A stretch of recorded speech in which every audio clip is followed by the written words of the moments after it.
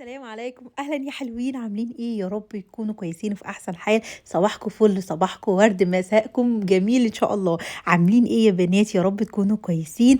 النهارده كده جاية لكم فيديو جديد وروتين جديد. طبعًا وحشتنا الروتينات واليوميات بتاعتنا، قُلت كده أفصل لكم شوية بقى جو التنضيفات والشتا والحاجات العميقة اللي بنعملها كده ونقضي يوم حلو كده مع بعض.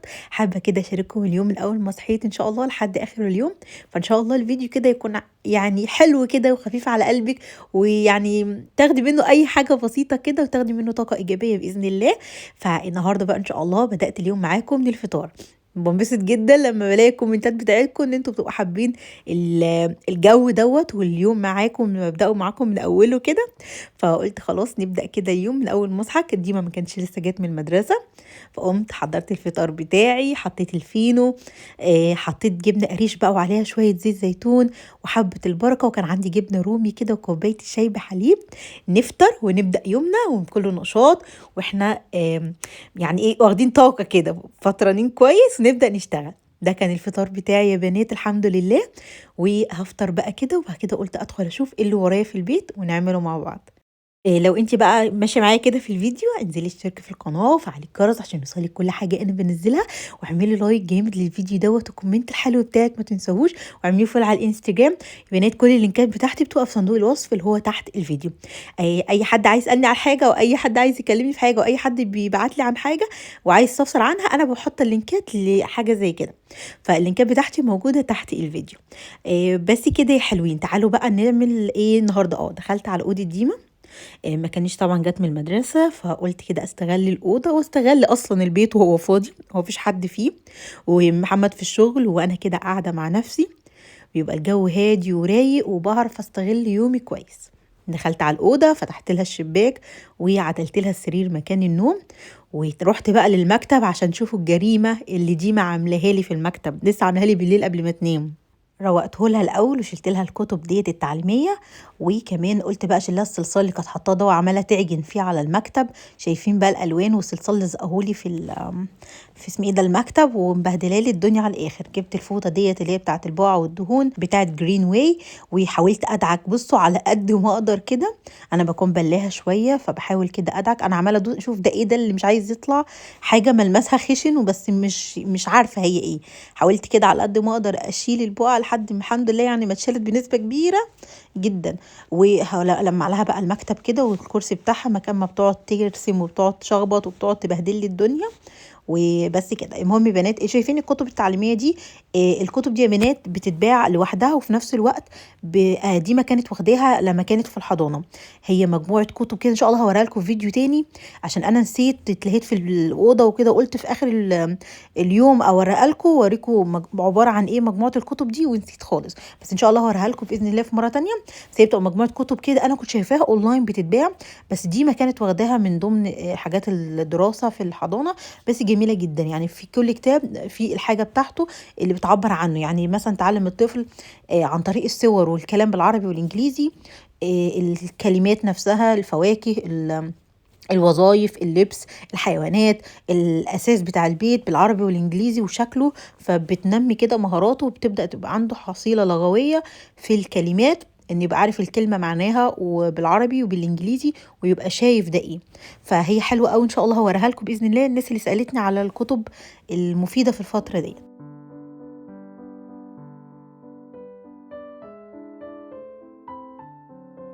تعالوا بقى ندخل على الدولاب عشان نبدأ نرتب الهدوم الشتوي بتاعة ديما، عايزة احطها لها في الدولاب. طبعا البوكسات اللي فوق ديت انا بكون حاطه فيها الشتوي او الصيفي على حسب السيزون يعني. فهنا بقى كنت هشيل بقى الشتوي منهم والهدوم متطبقه وكل حاجه، يعني يا دوبك هتتحط في الشماعه والحاجه نظيفه وزي الفل. وميزه كمان الدولاب، شايفينه من ساعة ما عملناه معاكم والله العظيم الحمد لله الحمد لله الدولاب زي الفل. بقى له هو بتاع شهر ما فيهوش أي حاجة، باحاول على قد ما أقدر ان هو يبقى مرتب، الهدوم اللي بغسلها اطبقها على طول واحطها. يعني عارفين اللي هو لو مش هطبقها مش هحطها في الدولاب، تفضل قدامي مثلا كده على السرير لحد اخر يوم، او مثلا لو اتلهيت في اليوم وتاني يوم هطبقها، اخدهم من الباسكت بتاع الغسيل واطبقهم واحطهم، لكن ما احطهمش في الدولاب وهم مش متطبقين. هلاقي نفسي نسيت وكسلت وهدوم على هدوم، وهتلاقي الدولاب بقى على بعض وتعبي راح هدر. فالمهم هنا بقى هعمل ايه؟ هشيل الهدوم الصيفي اللي في الشماعه دي بتاعه الخروج، وهشيلها برضو الهدوم بتاعه المدرسه النص كم اللي كانت لابساها في اول الدراسه. انا كده في اول الدراسه كنت جايبه لها نص كم، وجبت لها اللي هو الكم الخريفي. من حوالي اسبوعين كده خليت محمد راح جاب اللي هو الشتوي بقى، اللي هو بيكون بلوفر، ما كانش لسه جه، فراح جابه لها وجاب لها ساعتها الترنج الشتوي بتاع الرياضه. فهنا بقى الهدوم كلها كانت الحمد لله نظيفه ومغسوله. هي كانت لابسه طقم منهم اللي هي راحت بيه النهارده او في اليوم دوت، والبقيه الهدوم بتبقى نظيفه حطالها في الدولاب. فانا هعمل ايه بقى؟ هشيل كل الصيفي هطبقه واحطه في البوكس مكان الشتوي، فهيبقى عندي شماعات يعني كتيره. هبدا بقى ارصهم في الدولاب بقى تاني، واحط الهدوم البيجامات، وهحط الهدوم الخروج. مش هينفع احط البيجامات في البوكسات اللي احنا جبناها القماش. تعرفين البيجامات الشتوي بتبقى حجمها كبيره جدا، والخانات دي بتبقى رفيعه، والقماش بتاعها برضو رقيق. فانا لو حطيت البيجامه الشتوي دي هي شكرا، هي ممكن تاخد لي بيجامتين 3 ومش هتكفي اصلا، واديكوا شايفينها عامله ازاي. فانا قلت اعمل ايه بقى؟ هخلي الديمه القطعة اللي انا عارفة ان السنة الجاية مش هتلبسها، هتكون كبرت عليها او صغرت عليها او فيها بقع، فخلاص مش هينفع تلبسها السنة الجاية، فهخليها لها تلبسها تحت الهدوم الشتوي. يعني مثلا عندها بيجامة خريفي اللي هي بتبقى بكم وبنطلون، دي اللي هي بتلبسهم مثلا في فترة الخريف. في الشتاء انا هلبسهم لها تحت البيجامات، يعني مثلا لو حسيت الجو ساقعه ومثلا زي الكلسون كده، استغل البيجامات الخريف المكم دي تلبسها من تحت البيجامه، اللي هو لما يبقى الجو ساقع قوي اللي هو شهر واحد مثلا، فاهمين؟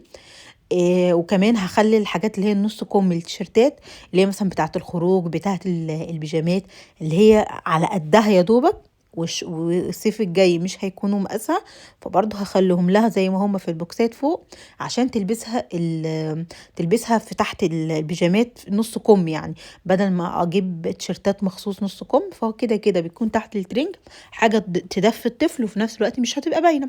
اهم حاجه البيجامات اللي فوق. هنا بقى كنت بوريكم البيجامات الجديده دي. بصوا بقى يا بنات، يعني الواحد برضو يشغل دماغه كده شويه. انا في الشتاء اللي فات، او انا كل سيزون مع ديما بحاول اجيب لها حاجه تنفعها للسنه الجايه. تمام. يعني الثلاث بيجامات دول اللي هي البنطلون الكحلي والتيشيرت الموف والبيجامه الصفرا دي، وفي سلوبيتا تاني، دول كانوا جايين الشتاء اللي فات كان في شهر 12. بس انا كنت جايبه لها بيجامات تانية، فمرضتش ان انا البسهم لها كله في نفس الشتاء اللي فات، وكنت جايباها مقاس اكبر. فالبيجامات دي يعني ميزتها تنفع جدا، حاجه جديده وموديلات برضو حلوه، يعني مش موضه وراحت. ومقاسها كان اكبر فهتنفعها السنه دي، وفي نفس الوقت ارخص بكتير. انا لسه واخده بالي من تيكت وانا بشيله ان سعر الترنج كان 165 جنيه. الترنجات انا معظمها اللي بجيبها لديما او اللي انتوا شايفينها دي كلها من نيو كوتن، ليه فروع كتير، انا بجيب من فرع ترسا. فالبيجامات كانت ب165 في عز السيزون اللي هو في عز الشتاء في شهر 12، فكان سعرها حلو قوي. فهي البيجامات عندهم رخيصة ومش غالية. يعني انا نزلت من قريب، يعني من امتى، حوالي اسبوعين او 3، قلت اشوف كده الفرع الجديد اللي فتحوه في ترسا منزل ايه، واخد فكرة كده، اشوف الاسعار والحاجات واشوف الموديلات. تمام، عشان لو في حاجة في هدوم ديما مش مظبوطة صغيرة عليها، ممكن ابقى اجيب لها واحدة او اتنين. نزلت شفت الاسعار كلها فوق ال200، يعني حوالي 250 260 270 في الرينج ده. طبعا كويس عن الاسعار اللي بره، يعني انا سمعت ان في حاجات ب 300 و400 وكده. فلو انت عايزه حاجه تكون قطن ما بتوبرش، الستايل بتاعها حلو وموضتهم حلوه، فهدومهم هناك جميله جدا هتعجبكم قوي. وكمان برضو يعني حاجه زي التيشيرتات اللي انتوا بتشوفوني بعملها ديت وبحطها، دي برضو من عندهم. معظم البلوفرات اللي هي بتتلبس على بناطيل جينز او خروج او كده، بتبقى اللي هي قطعة بس مش بيجامة، بتبقى من عندهم. فهدومهم حلوة والله يا بنات، والله مش دعاية، بس انتوا عارفين ان انا بحب افيدكم بالحاجة الكويسة اللي انا كمان بستفاد منها. فالهدوم بصراحة غالية أوي، قُلت لأ خلاص أنا مش هاجيب لديما السنة دي، ما شاء الله هي عندها هدوم حلوة وكتير وأدي 3 جداد أهوّة لسه هتلبسهم السنة دي، مع اللي عندها بتوع السنة اللي فاتت والسنة اللي قبلها، أنتِ عارفة هدوم الشتا ما بتتهريش بسرعة، فينفعوها السنة ديّة. والسنة الجاية بقى لو لقيتها يعني إن شاء الله بإذن الله كده ربنا يحميها كبرت شوية أو طوِلت وكده والحاجات دي مش هتبقى مضبوطة عليها، ساعتها بإذن الله أجيب لها، لكن حرام إن الواحد يجيب وهو عنده والحاجة كويسة. بس هنا بقى بُصّوا قُلت لكم هاعمل إيه، الخانات اللي فوق زي ما هُم، تيشيرتات النُص كُم والقط، طبعًا حطيت الحاجات الكلسونات اللي هي ما كانتش بتلبسها، اللي هي بتبقى بنطلون وتيشيرت أنا باجيب دايمًا من دايس، وحطيتهم لها وحاطة لها البيجامات اللي هي أم كُم وبنطاطيل والهدوم الداخلية بتاعتها، وبحيث إن هدومها تبقى مرصوصة زي ما أنتم شايفين. الحمد لله خلاص حطيت الهدوم الخروج وحطيت الهدوم بتاعة البيت، وكان عندي شوية الغسيل اللي أنا حطيتهم في الآخر دول، وبس كده رتّبت لها الأوضة وبقت زي الفل، نخرج بقى منها كده على خير.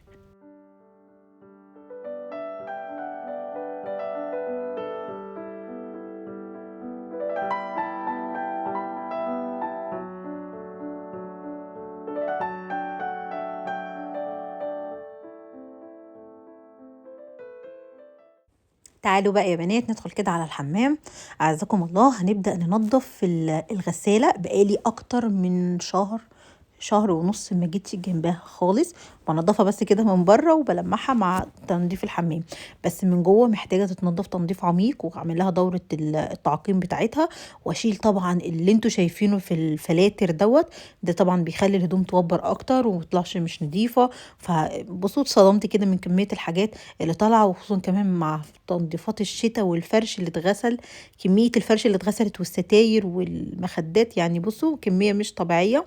فالغسالة يعني الله يرحمها بتقول لي ارحميني واغسليني ونضفيني من اللي أنتِ عملتيه فيّا. فطبعًا قُلت بقى أغسلها كده واعقمها، تقعد معايا فترة برضه حلوة كده نضيفة وتخلّي لي الهدوم زي الفل. الفلاتر دي يا بنات طبعًا على حسب كل غسالة، أنا ما أعرفش كل الغسالات الفلاتر بتاعتها بتبقى عاملة إزاي، بس دي كده الفلتر بتاعي. الغسالة بتاعتي طبعًا الناس الجديدة عندي، الغسالة بتاعتي اللي هي ماركة LG 13 كيلو، الصناعة بتاعتها تايلاند مش مصري، فهي بصراحة حلوة جدًا وممتازة معايا. فهنا بقى هانضّف وهابدأ أغسل لها كل الفلاتر دي، ميزتها برضه إن أنا باشيلها، فباعرف أشيل كده كل الشوايب اللي بتكون موجودة، وبفرشة بقى وأي منظف، أنا حطيت شوية إريال ومَيّة وبالفرشة وهابدأ أنضّف الغسالة كويس جدًا. أهم حاجة غسلت بس الفلاتر أهم حاجة، وبعد كده هابدأ أنضّفها. من أكتر الأماكن اللي بيكون فيها انتساخات بالذات الكاوتشة فوق، الكاوتشة فوق بتتوسخ بسرعة جدًا، وبتلاقي فيها عليها ترسبات، حاولي تشدي الكاوتش كده لبرّه، يعني أنا هاعمل كده من قدامكم، وبعد كده هابدأ أتاخر الحلة كده أجرها شوية بإيدي، عشان أبدأ أجيب كل الأطراف بتاعة الكاوتش اللي بتبقى موجودة فوق. دي زيها زي لو أنتِ عندِك الغسالة الأوتوماتيك بيكون فيها كاوتشة على الباب، دي برضه لازم أنتِ تنضفيها. لو الفلتر بتاع الغسالة اللي هو الأوتوماتيك بيكون من تحت مثلًا ليه زرار أو بكرة كده تتلف أو تطلع على ما أتذكر يعني كان شكلها عامل إزاي، برضه لازم تتنضف من وقت للتاني. الفلاتر بتاعة صرف المَيّة وصرف الطرد برضه بيكون فيها شوائب، من الحاجات برضه اللي بتخلّي الغسالة أدائها ما بتكونش كويس وما بتنضفش كويس. فتفُكّي الفلاتر برضه اللي من ورا كده دي بالصامولة أو تلفيها كده لحد ما تشيلي كل الفلاتر اللي بتبقى موجودة جوّه تغسليها، عشان برضه المَيّة بتاعتنا يعني أنتم عارفين المَيّة ما بتطلعش نضيفة، وبيكون فيها شوائب، فتتنضف كويس. غسلتها من جوّه لبرّه، هنا بقى هابدأ أعمل لها دورة تعقيم الغسالة. هنا أنا كنت باوريكم البرامج، فيها طبعًا كل البرامج، حتى فيها تجفيف مجفف للملابس ومجفف للحلة، بس أنا هاعمل تنضيف الحوض اللي هو أول حاجة استخدمتها، هتقعد ساعتين ونُص بتملى الغسالة اللي هي ال10 اللي هو تملاها كلها، حطيت إزازة خل وهاسيبها بقى في الساعتين ونُص دي تعقم وتغسل براحتها خالص.